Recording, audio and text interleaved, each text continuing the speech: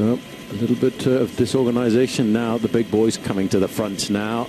There is Tom Bonen. He's the 5th in line of that Omega Pharma Quick Step line of riders. And this, I think, is probably the only way to try and beat Peter Sagan. Get a big train going, make it nice and hard, make sure that when it comes down to the end, you put Tom Bonen in a position where he can open up the sprinting at 300 or 400 meters to go with a massive big gear and tempt Sagan to come round. Also spotting that tactic, because lining up onto Tom Bonen's wheel is the green jersey on the shoulders of Garmin Barracuda Australian, Heinrich Hausler. So, 5 miles to go. That's 8 kilometers left as we stretch the main field out into this long line. Well, there's no doubt now, Paul, that Omega Pharma Quick Step, who saw their big sprinter Tom Bonen dropped on the last climb of the day up Crane Valley Road, he came back when the field slowed down. He must have said, I'm feeling good again, because the team are working now to try and guide him through the traffic to victory. Well, I have a feeling, Phil, that the tactic was, in fact, to leave Stein Vandenberg and Dries Devens behind with Tom Bonen to drag him back into the peloton on the descent. They did that perfectly. And now I think this could well be the best way to try and beat Peter Sagan. They're going to take responsibility. They're going to try and launch Tom Bonen into a long sprint with 300 or 400 meters to go. That's Peter Velits just sitting up there. But there, again, once you try to get yourself organized, all of a sudden somebody goes over the top. Did you notice the speed of the riders looking at each other? And somebody now has tried to lift the pace here and break it. And this is the youngsters. This is the Bontrager team. The average age of these kids are just 20 years of age. This is Logan Loda, who's gone out the front there, and that was a very smart attack. But you see, they've got the attack. They've opened up the gap of 50 or 20 meters, but you can't consolidate, especially at speeds like this. And there's no panic at all on the Omega Quick Step the Omega Quick Step team, because they have got to keep themselves, but somebody else has got over the top. That's Zabriskie. That is Garmin Barracuda's Dave Zabriskie, the national time trial champion of the United States, going a day early, if you ask me, because he's a favourite for tomorrow's time trial, but he feels he might be able to ride them away in the manner of the great Russian cyclist Vyacheslav Yekimov when he won a stage of the Tour de France a few years ago. There are not many blokes in the world who are doing what this man is trying to do. This is a two-pronged attack by Garmin Barracuda, because if they don't chase him down, he gets the win. Look at that. That's a replay as we see him at the 5 kilometer to go. He's got a huge gear going in there, and he's got the gap. But what happens as well, Phil, is it takes the responsibility away from Garmin Barracuda for doing the lead out for Heinrich Hausler. This is a win-win situation. I think this is probably the tactic of the team here, because what it is doing now, Dave Zabriskie's gone 3 miles to go to the finish. He is going to force the teams of the likes of Tom Bonen and Peter Sagan to chase him. They can't save energy, because this man could ride off and hold the peloton at bay. And by doing the chase to catch him, they're giving Heinrich Hausler an easier ride to the finish. It must be panic. What tactic have we got to adopt right now? Because they know Dave Zabriskie. They would have thought he was going to save a little bit of energy for the individual time trial tomorrow. But no, Zabriskie has gone out, thrown the gauntlet down, and he's trying to set the race up. He's forcing the other guys in this race to chase him down to give Heinrich Hausler, who's finished in 2nd place on 3 days in a row, an easy ride to the finish. Well, look at this gap now. They've really begun to open. He's actually opening the gap here at the moment, Dave Zabriskie. He is, as I say, the national time trial champion of the USA. The time trial leg of this race is tomorrow in Bakersfield. But he's showing us his skill here, because put him down as a possible favourite tomorrow for the time trial and maybe taking the leader's yellow jersey. But right now, he's trying to lay it on a plate for Heinrich Hausler, his teammate, to win the sprint. And if it was any other bike rider in the world, there's another guy going clear, and that looks to me, if that was Josh Atkins has come out of the pack there, if any other guy in the race had jumped away at 5 kilometers to go, I would have said to you, Phil, no chance at all. But Dave Zabriskie, he could pull this off. We could, and I'll tell you, what a he's going to. Look at the gap he's got now.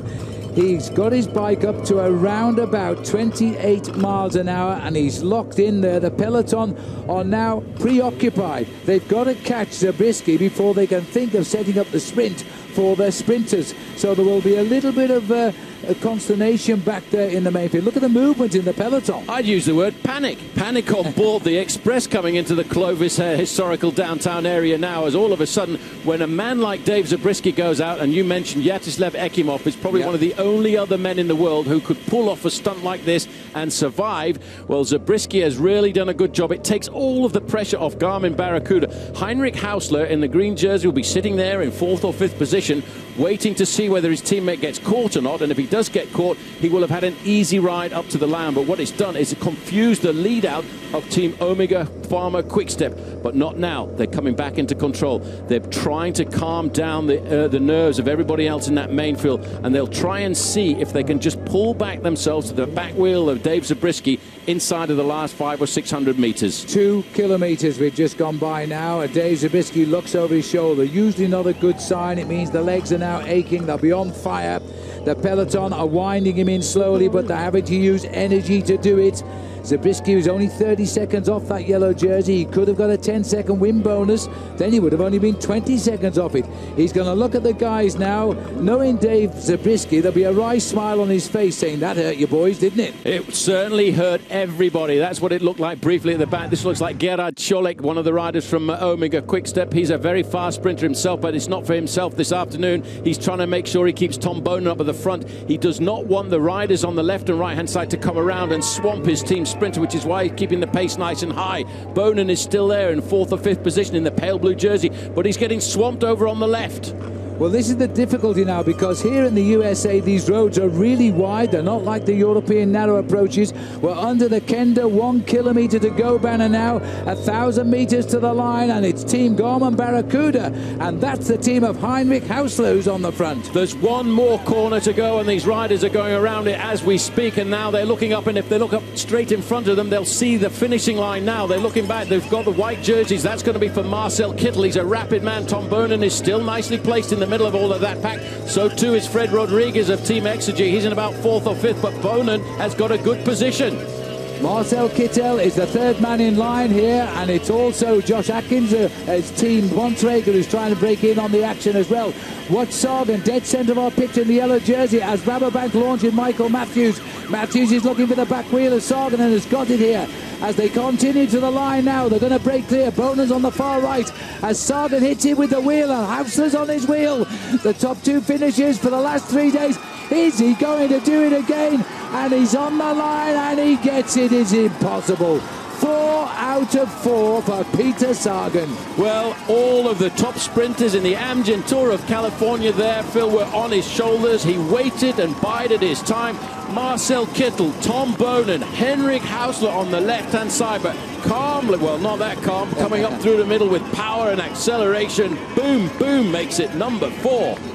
Well, I'm not going to talk about Peter Sagan. I'm going to ask you, Paul, how does Heinrich Hausler feel 4 second places in 4 days? Well, he did everything. They've tried every which way they can to find the right tactic to blow this guy out of the water.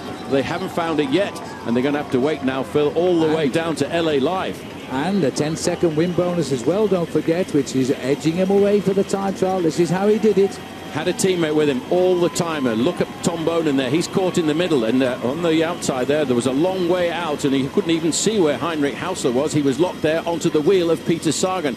This is the moment Bonen was waiting for. He was on the wheel on the left-hand side of Kittel, but as soon as the gap on the door opened, bang, there you can see Peter Sagan going right down through the middle. And as you said, look at Hausler, please, please slow down, slow down. I want to get this win, but no, I'll have to do second again. Well, that was a great sprint, a phenomenal sprinter. Nice for downtown, historic town of Clovis to receive the Amgen Tour of California at that speed and with such drama. But now we are going to see an interesting individual time trial tomorrow, because Peter Sagan, with that 4th straight win and another 10-second time bonus, is going to go into the individual time trial tomorrow with 40 seconds advantage over all of the pre-race favorites.